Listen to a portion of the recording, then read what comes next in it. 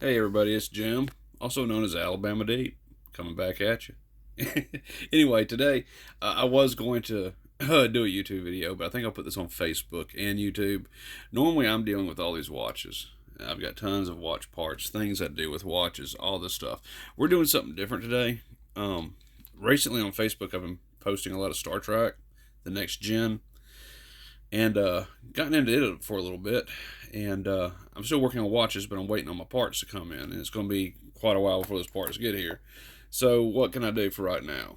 I'm kind of in a impasse at the moment. So we're gonna have a little bit of fun.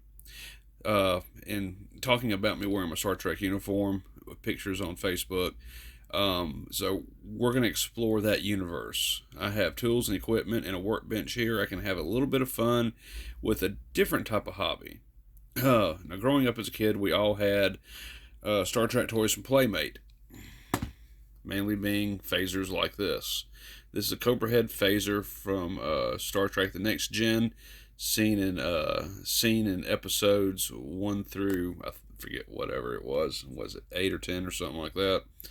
Anyway, before they went to the boomerang phasers, they had the Cobra head here, and you can see this in several episodes. Anyway, this is a Playmate toy, and we've all, those of us who were in the Star Trekky field at the time, growing up as children, playing with these, we always wanted the cool toy that could actually do a little bit more than what our imagination puts into it, and we wanted it to be real.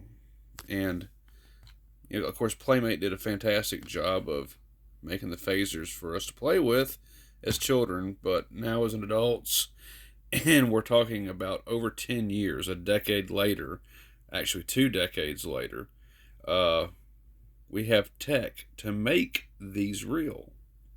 How real is real? Well, this one will be able to burn paper. This one will be able to burn wood. This one will be able to instantly blind somebody. It'd be pretty dangerous if we really wanted to put the tech into it. And I think that's exactly what I'm going to do. And I have already ordered some of the parts. Some of the parts being such as this laser I have ordered. This laser will replace the light bulb in this phaser. Now, this phaser, I think I played too hard with as a child. Had it, 20 something years ago, and mine was in really good shape, but I lost mine over the time lapse, so I had to order these. This one I bought a couple years ago. Same idea I had, just never got around to it. So now I have gotten around to it. These laser diodes are very cheap. You can get them extremely cheap, even. Lithium batteries. The lithium batteries contain more power than the regular AA or AAA's. And I did put the lithiums in here just to see if this toy still worked. It doesn't, unfortunately. So we're going to be taking this phaser apart, and we're going to see how we're going to fit laser parts. Now, this particular laser here, this is pretty powerful. This one could actually burn paper, pop balloons, do whatever. We also have a more simple laser. This came out of a pen.